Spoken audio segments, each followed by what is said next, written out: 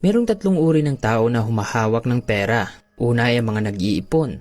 Pangalawa ay mga taong nag-iisip na hindi nila kayang mag-ipon.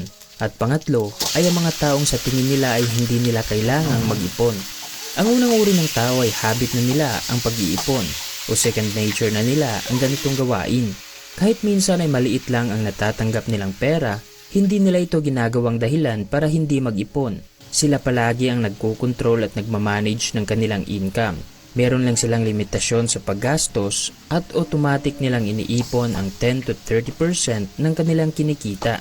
Ang pangalawang uri ng tao naman ay ginagawang dahilan palagi na maliit lang ang kanyang sahod.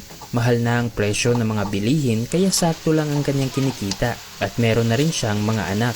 Nakafocus siya palagi sa mga bagay na wala siyang control.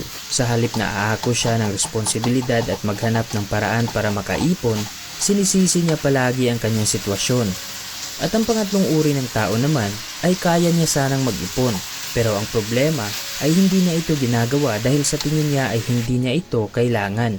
May trabaho naman siya, kumikita ng malaki, bata pa naman siya, kaya mamaya na lang. Ito yung mga taong YOLO.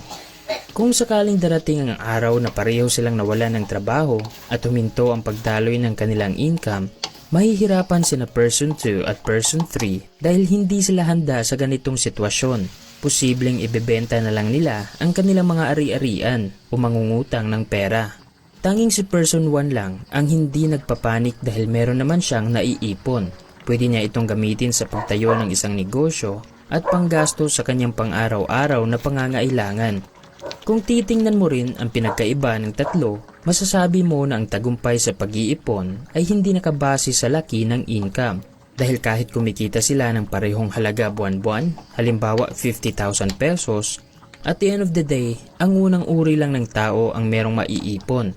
Dahil ugali na niya ang magtabi ng pera, meron siyang disiplina sa paggastos, nakafocus din siya sa mga bagay na meron siyang control at hindi siya nagre-reklamo sa kanyang sitwasyon. Kailangan mo ng tamang mindset at wastong pag-uugali kung gusto mong makapag-ipon ng mabilis. Hindi ka magtatagumpay sa pag-iipon kapag marami kang dahilan. Kaya simula ngayon, tularan mo ang pag-uugali